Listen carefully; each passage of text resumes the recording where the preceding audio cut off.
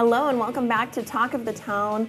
If you are in or have a sales organization, which is almost a component of just about every business these days, you're going to want to listen up because Matt Pletzer with Lift Consulting, I think, is going to have some answers for us. Thanks for being with us today. You bet. Thanks for having me. Wow. So talk about challenges with a sales organization. This is a huge topic. There are many, but give us first an overview. What does Lift Consulting do? Yeah, so we're a sales consulting organization. So typically we work with businesses who are looking to grow, and they're faced with many challenges right now. It's a really competitive environment out there.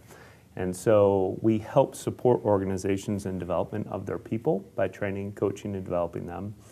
We also assist them in finding new people for their organization if they need support in that realm. Wow, and that is something that's tough to do too, sometimes Yeah, finding the right people. So there's so many challenges that come to mind when it comes to selling and sales organizations out there. What are some of the most common that you face?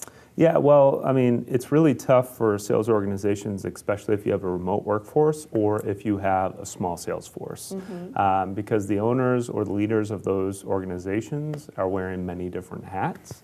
And so oftentimes some of the challenges that we hear is our people are really active, but maybe they're not as productive as we'd like. So I see them doing a lot of activity, but the results are not forthcoming.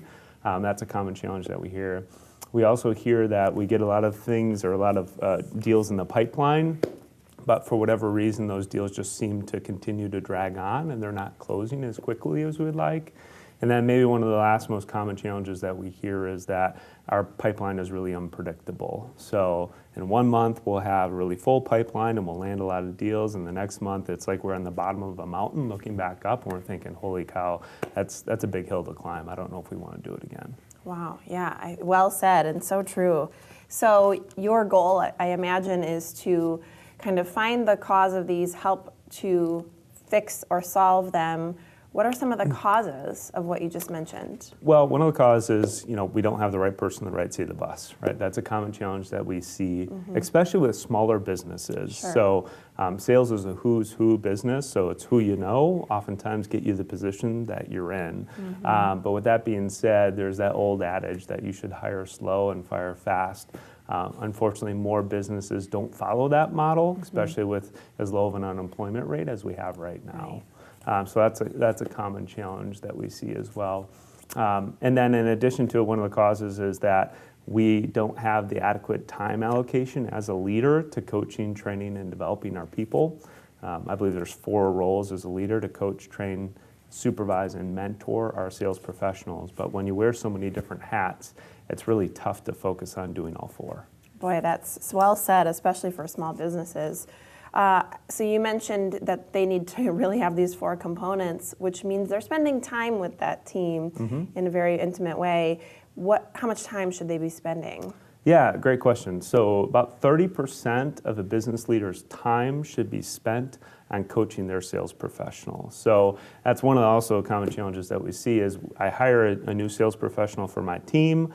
In some cases, I think I'm hiring away my problems, and I don't spend the adequate time to coach, train, mentor, and supervise them, and therefore I get frustrated when the sales professional is not performing. Right. Wow, I can understand that absolutely.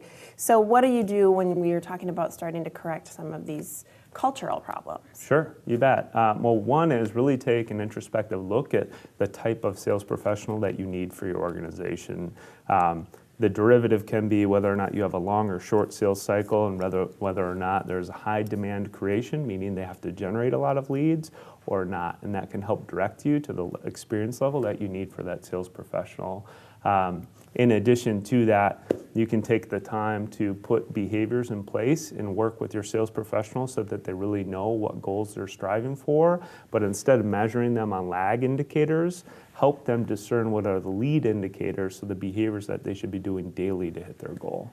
Wow, smart stuff. Real quick before we go, tools that leaders might need or can use to assist their sales staff. Sure. Of course, the CRM is something that every sales organization should be using, but ensuring that CRM is in alignment with your sales process is really important.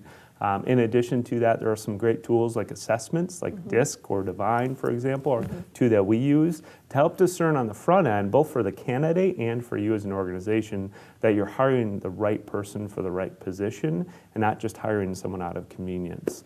Those are a couple tools that we'd highly recommend using. Wow, really good advice. Thank you for sharing. I'm sure there's a lot more where that came from You bet. in the advice realm. Again, this is Matt Pletzer with Lift Consulting. This is Talk of the Town. We've got more for you coming up after the break.